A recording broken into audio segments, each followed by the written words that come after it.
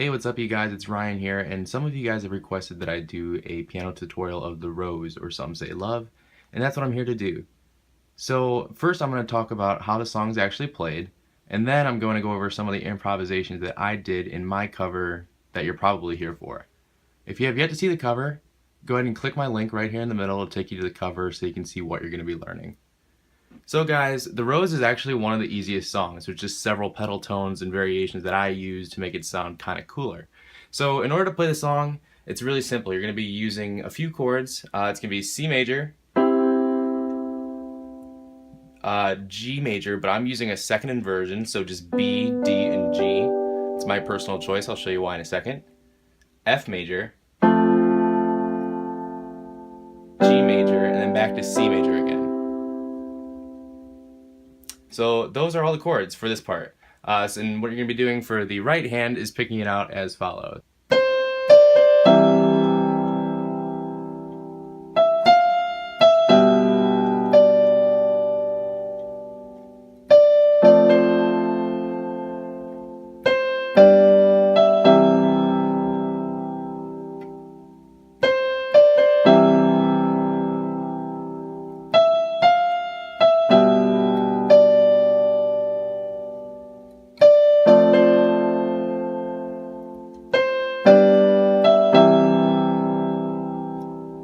That's it for the verse. It's literally that simple. You're going to be using C, D, and E with the occasional F.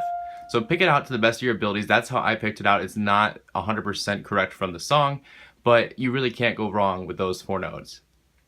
The second part is the bridge per se, where it starts off in E minor and it goes. So it's going to be E minor in the left hand, E, G, and B. A, C, and E, A minor. F, A, and C, F major. G major. And then you can also go into a G major 7 by just adding an F. And it goes back to the beginning. So in case you missed the right hand for that, it's almost similar to the verse, it just goes like this.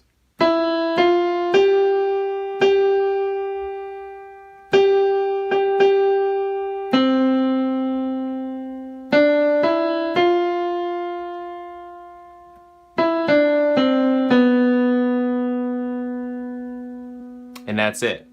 So the song altogether, very slowly, sounds like this.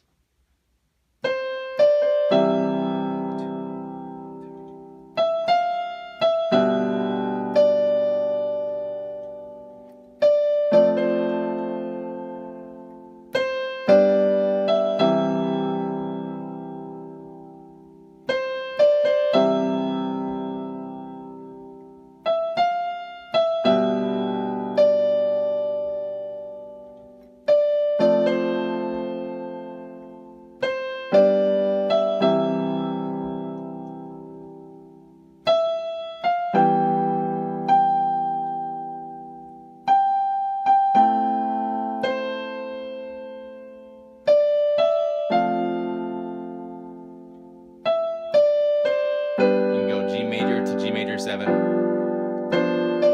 Back to the beginning.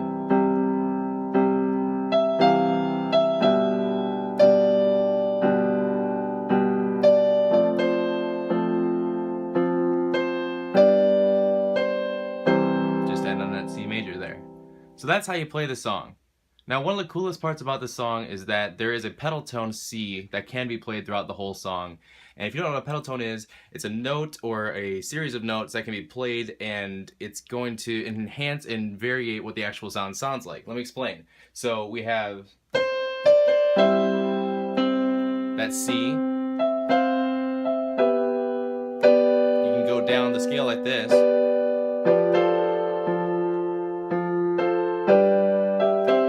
Or you can just hit the C the whole time. Listen to the difference.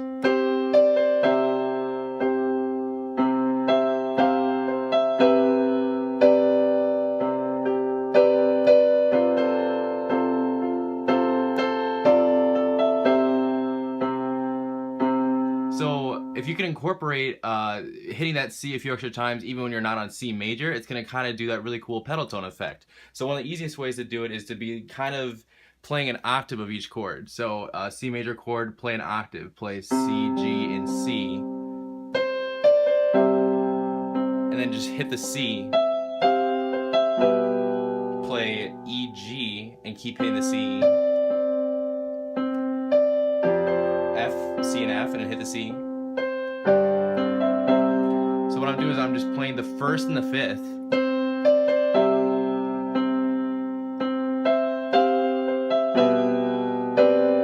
three, four, two, three,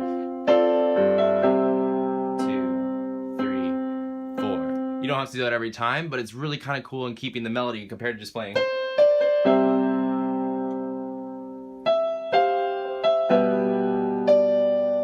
Versus.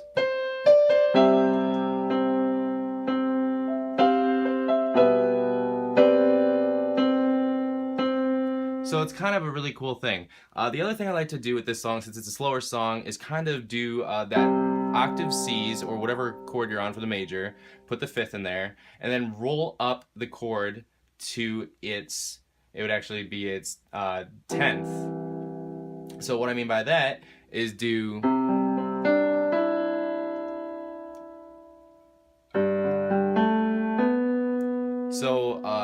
basically what you're doing is you're going to be playing this chord plus the third again. So the third of C is E. So you're going to be rolling up to the third of each chord. And so what that's going to do is it's actually going to just kind of arpeggiate things a little bit. You're not doing a full-blown C major arpeggio. You're just doing a little bit, and it's going to help a lot. And so you have your C major chord. You're just going to play the C and then the D and the E.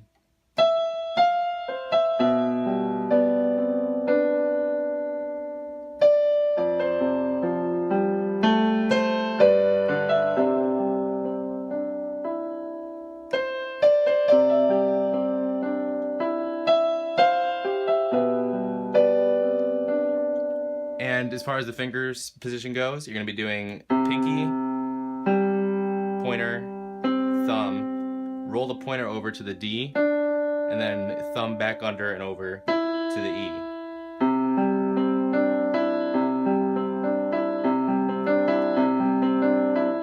Practice that a few times. It gets really cool. And you can actually do that for the bridge too.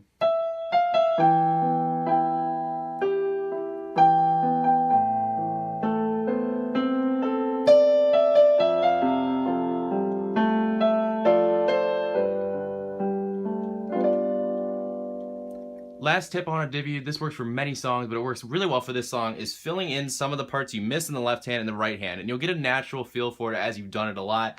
But what I mean by that is you can kind of play the fourth on the bottom and play some certain roots of the chords to do like almost a harmony thing. So we have... What does this look like? This to me looks like a second or third inversion C major chord right here. So instead of just playing... I'll add in the root and the fifth, and then when I'm doing that with this, it adds a really more sound effect. You have a lot more full volume to that. And then I'm playing an inverted G major down here with a root position G major up here.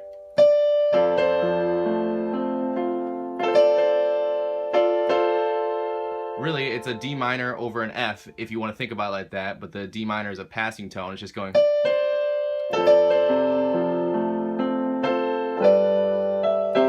So just work on filling in those chords.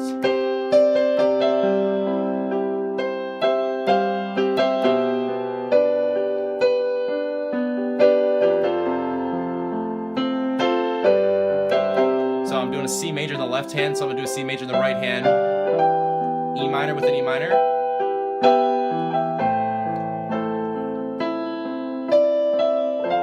F major with an F major. always look to grab the parallels to this chord to fill in the chord on the right hand. It doesn't matter where it's at.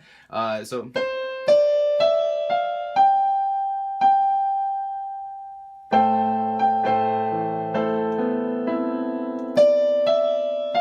right here, I can just fill in, it's an F major chord on the left, right? So I can fill in, I can find a C, I can find an A, or I can do like one of those, or I can do this.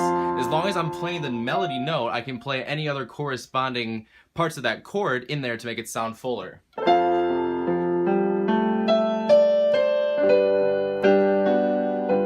then that right there, I can just do a retardation into a G7 there.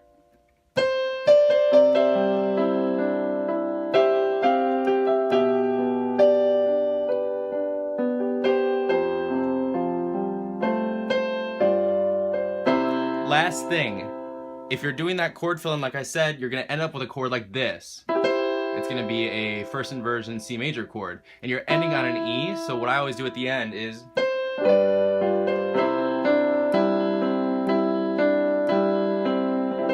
if we're ending on that E here, I can play the little outro bit.